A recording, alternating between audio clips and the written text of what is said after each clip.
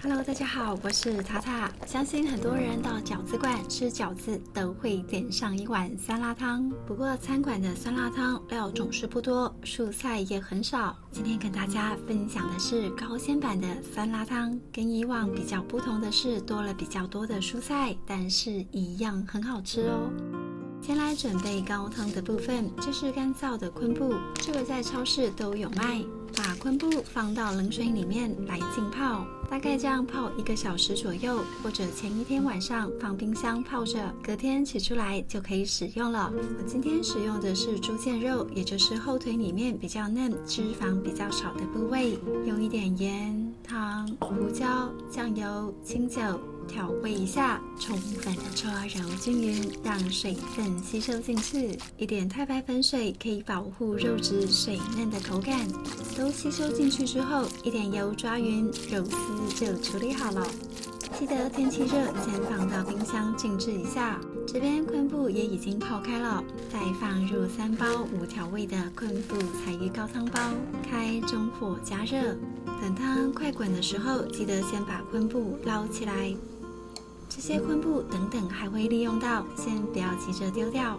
接着来小撮盐，1大匙的酱油，1大匙的清酒，1大匙的味淋调味。因为这是无调味的高汤包，所以自己调味。如果你买的是已经调味好的，那就不需要再调味。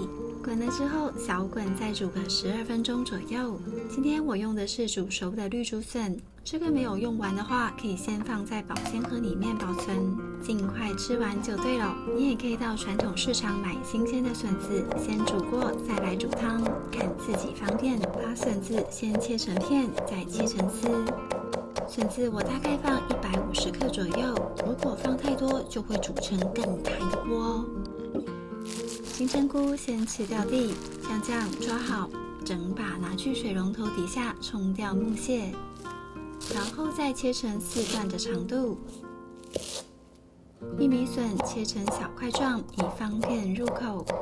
蒜头剁成蒜末，因为我比较喜欢蒜多一点，所以放的比较多。酸辣汤来一点辣椒是蛮好吃的，不吃辣省略也可以。秋葵是很好的蔬菜，里面的黏液含有大量的膳食纤维，可以帮助消化。蒂的部分呢，虽然也有很多营养，但是懒得削的话，那就直接切掉。接着切成1小节1小节的样子。黑木耳在酸辣汤里面也是不可少的食材，不仅好吃，也富含丰富的膳食纤维哦。刚刚煮高汤的昆布，这时候派上用场了。昆布表面如果滑滑的不好切，那就先洗掉黏液，再切成丝。虽然正常版的酸辣汤没有昆布丝，但是加了之后真的更好吃哦。红萝卜我就懒得切了，用刨丝刀削一削，很快就有一大堆红萝卜丝了。接着来切豆腐丝，切豆腐的小诀窍就是先淋一些水在豆腐上，这样切豆腐的时候，豆腐就会乖乖的听话了。像这样静静的切豆腐也是蛮疗愈的。把切好的豆腐片轻轻的移动一下，尽量让豆腐躺平，躺越平越好，这样切出来的豆腐丝就会一条一条美美的了。切好的豆腐丝就像这样，用一片刮板小心的把豆腐丝通通收集起来，像这样豆腐丝就会散开，不会粘在一起。等等要煮的时候就轻轻的捞起来。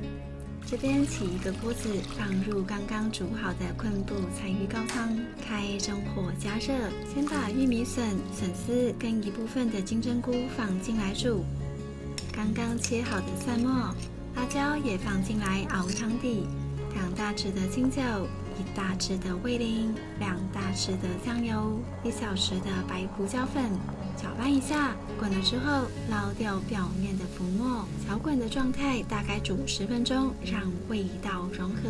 这时候汤的料比较少，先放入豆腐丝，这样豆腐丝比较好散开。放的时候小心不要烫伤了。轻轻的拌一下，不要让豆腐粘在一起。这时候呢，我会放另外一半的金针菇，后面放的金针菇吃起来比较脆。接着放入昆布丝跟木耳丝、红萝卜丝，轻轻的拌一下。快煮滚的时候，把肉丝一一的放进来，不要一整个放进去哦，这样会一整坨粘在一起。先勾芡或者先放肉都是可以的，不勾芡的话就直接跳过这段。还是想喝勾芡的汤，那就等汤滚的时候，慢慢的下马铃薯淀粉，分次的慢慢勾芡，会煮得比较均匀。勾芡的分量我都算好了，煮好之后大概就是这个稠度，像这样咕噜咕噜的，看起来超好喝。如果你怕喝勾芡的汤会胖，也是可以用其他方法替代，像是这个洋车咸子壳是一种天然的膳食纤维，是可以替代勾芡。1小时泡水使用后会胀大，变成稠稠的样子。一锅汤呢，大概就用2-3匙左右的分量。不过它看起来会一点一点的样子，口感跟勾芡不同哦。有勾过芡的汤，再来放蛋液。这锅汤大概放2颗的蛋，没勾芡的话，蛋花就没那么漂亮。把鸡蛋打散。